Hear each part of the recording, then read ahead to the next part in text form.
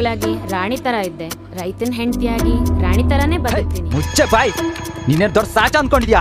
ಅದೇ ಒಂದು ಚಾನ್ಸ್ ಕೊಡು, ಅಂದ್ರೆ ಪೂರ್ತಿ ನಿದ್ದೆ ಮಾಡಕ್ ಬಿಡಲ್ಲ.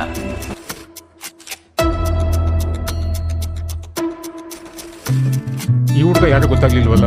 ಇವನು ಸಾಗರ್ ಅಂತ ಸಿಟಿ ಹುಡುಗನೇ. ಒಳ್ಳೆ ಕೆಲಸ, ಒಳ್ಳೆ ಸಂಬಳ ತಗೋತಾನೆ. ಸ್ವಂತ ಮನೆ, ಸೈಟು, ಆಸ್ತಿ ಎಲ್ಲ ಜೋರಾಗೆ ಐತೆ. ಚೆನ್ನಾಗಿ ಹೇಳಿದ್ರಿ.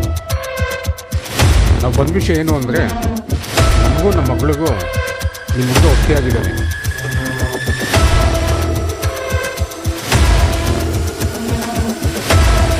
ನೋಡಿ, ನಮ್ಮ ಅಪ್ಪ ಅಮ್ಮ ನಿಮ್ಮ ಮನೆಗೆ ಬಂದಾಗ ಅಲ್ಲಿ ಏನು ನಡೀತೆ ನಂಗೆ ಗೊತ್ತಿಲ್ಲ. ಭಾಗ್ಯ, ಭಾಗ್ಯ,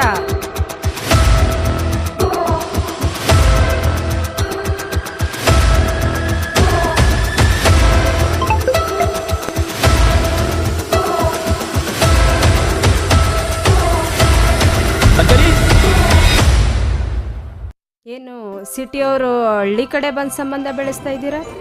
ಅವ್ರು ಏನೇ ಮಾಡಿದ್ರು ನನ್ನ ಒಳ್ಳೇದಕ್ಕೆ ಮಾಡಿರ್ತಾರೆ.